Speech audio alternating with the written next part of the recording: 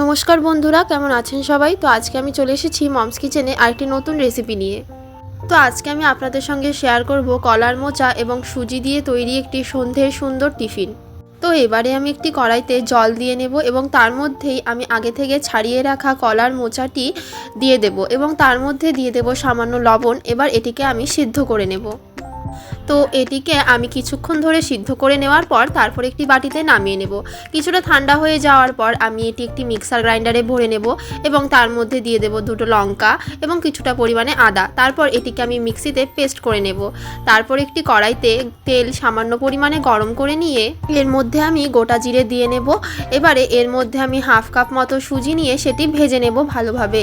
তারপর এটি সামান্য পরিমাণে ভেজে নিয়ে এর মধ্যে আমি সেই তৈরি করে রাখা পেস্টটি ঢেলে নেব। এবারে এটিকে কিছুক্ষণ আমি কড়াইতেই ভেজে নেব।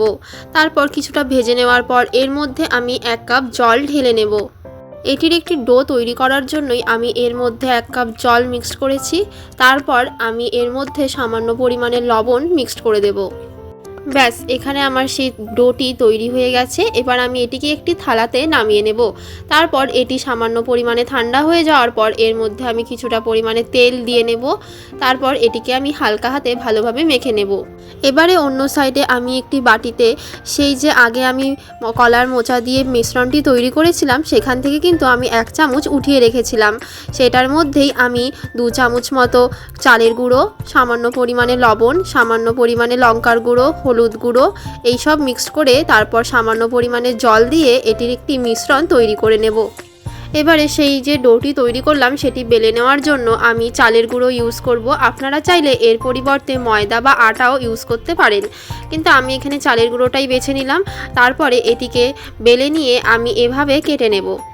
এইভাবে প্রথমে আমি লম্বালম্বি পিস করব, তারপর সাইডগুলো কেটে নেব। তারপর আমি মাঝখান থেকে এগুলিকে ছোট ছোট পিস করে নেব। এখানে কিন্তু আমার পিস পিস করে কাটা হয়ে গেছে। এবার আমি একটি কড়াইতে তেল গরম করে নেব।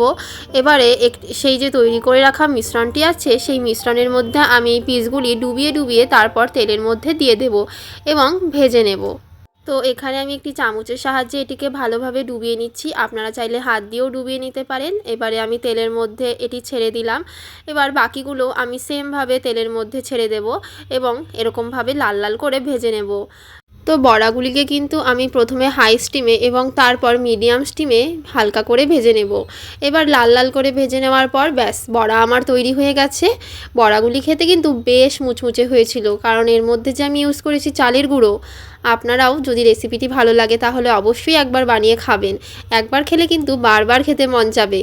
ব্যাস, আজকের রেসিপি তো আমার তৈরি হয়ে গেল। রেসিপিটি যদি আপনাদের ভালো লাগে তাহলে অবশ্যই বাড়িতে একবার ট্রাই করে কমেন্ট বক্সে আমাকে জানাতে ভুলবেন না যে আপনাদের কেমন লাগলো।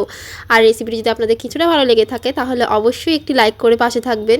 সুস্থ থাকবেন, ভালো থাকবেন। আজকের মতো এইটুকুই। দেখা হচ্ছে আবার পরবর্তী ভিডিও নিয়ে আপনাদের সঙ্গে।